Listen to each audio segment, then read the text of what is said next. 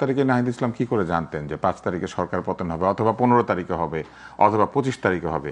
সরকার পতনের আগেই তারা পরবর্তী সরকারের প্রধান ঠিক করে ফেলেছেন।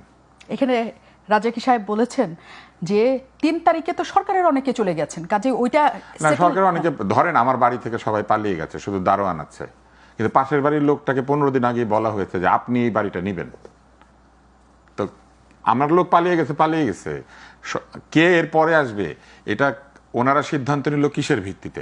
তখনও তো ওনারা আন্দোলনে জিতে নাই, তখনও তো ওনারা জানে না যে জনগণের অভিপ্রায় বাস্তবায়িত হবে, তাই না? এটা তো বলা হচ্ছে এটা অভিপ্রায় সরকার, জনগণের অভিপ্রায় বাস্তবায়িত হয়েছে, কিন্তু 4 তারিখ উনি জানেন কেমনে যে জনগণের অভিপ্রায় বাস্তবায়িত হবে?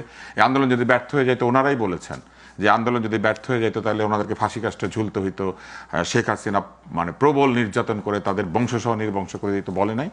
তাহলে ওনারা জানতেন কিভাবে যে আসলে পাশের বাড়ি সব পালিয়ে যাবে, দারোয়ান থাকবে, আর ওই পাড়ার আরেকজনকে আগে থেকে বলে রাখা হবে যে বাড়ি খালি হইলে আপনি এসে বসবেন এই বাড়ির মধ্যে?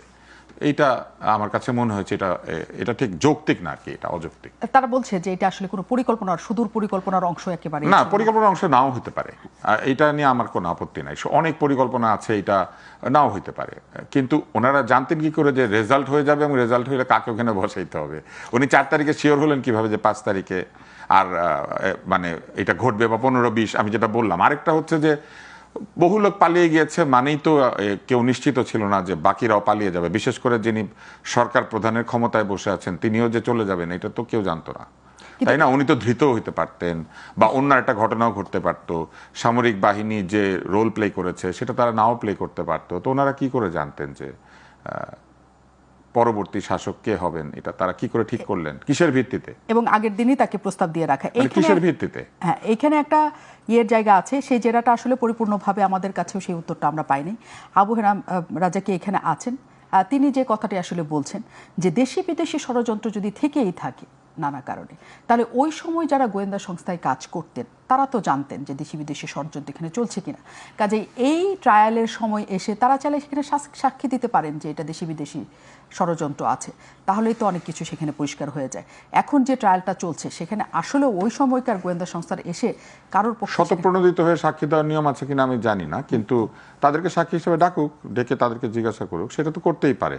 যে কোনো পক্ষই সাক্ষী হাজির করতে পারে, আদালতের সম্মতি নিয়ে, আদালতের অনুমতি নিয়ে সাক্ষী হাজির করতে পারে, তো তারা সাক্ষী হাজির করুক। কিন্তু সেটা কি সরকার, মানে শেখ হাসিনা এবং কামাল, স্বরাষ্ট্রমন্ত্রী কামালের, সাবেক স্বরাষ্ট্রমন্ত্রী কামালের যিনি আইনজীবী আছেন, তিনি চাইলেই তাদেরকে হাজির করতে পারবেন? এখন তিনি হাজির করবেন না তো, বা এই পক্ষ হাজির করতে চাইতে পারে, দুই পক্ষের যে কোনো এক পক্ষ চাইতে পারে যে তারা আসুক, তারা এসে কথা বলুক। হ্যাঁ, কিন্তু তারা তাদেরকে হাজির করবেন যদি চিন্তা করেন, একাধিক ব্যক্তি তো বন্দী, বাকিরা পলাতক, তো সেই গোয়েন্দাদের পাবে কোথায় খুঁজে?